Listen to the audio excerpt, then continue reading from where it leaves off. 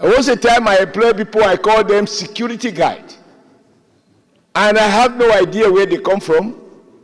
And season after season, they just inform me they are bringing their brother to replace them. They go back to farm and then they come back. Until we began to witness some security challenges arising from the behavior of some of our domestic staff. Some of us employ security people that we don't even know.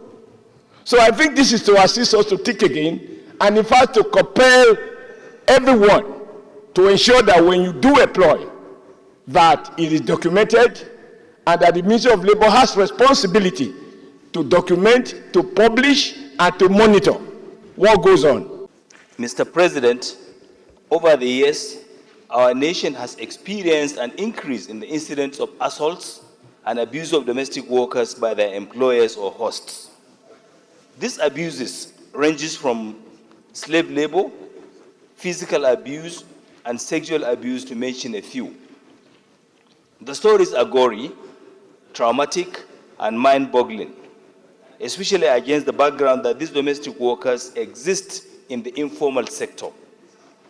They are unionists and they do not have a collective platform to speak for themselves, and therefore remain ostensibly vulnerable and helpless. On the other side of the coin is the rise in the state of complicity of crimes committed by domestic workers, mostly in connivance with other criminal elements of society against their employers or hosts.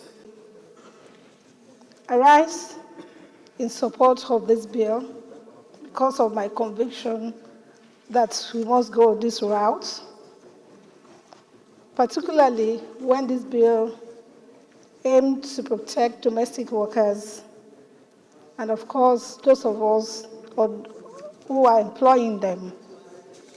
However, I have a question. When Distinguished Senator Babangida, the mover of this bill, let me commend you for taking this initiative and for putting this forward.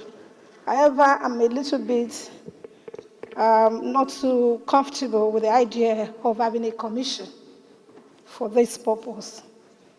Yes, it is the responsibility of the Ministry of Labour and Productivity to look at the issue of domestic workers and the rest of things like this, which is why you are in collaboration with them by bringing this forward, by jointly bringing this. We can, as a Senate or as a National Assembly, if we can regulate this, it will also reduce all these cases where you see employers refusing to give the rights that's supposed to be given to these domestic workers. And their fundamental rights are always abused. So I think there will be need for us to look at it based on this bill and regulate it. Impose necessary fines, impose necessary punishment for any abuse. And in line with that, at least from being domestic staff, you'll be able to know that you have your own rights as a citizen of this country. It is very, very timely and appropriate. A few months ago, I was the Minister for Labor and Employment. And a few months, I represented the President at the International Labour Organization in Geneva. Part of the focus of deliberations were not only on the rights of workers, but on the rights for decent work. Distinguished colleagues, a bill for an act to provide for the documentation and protection of domestic workers and employees and for other matters connected therewith, 2024, SB 272, second reading taken.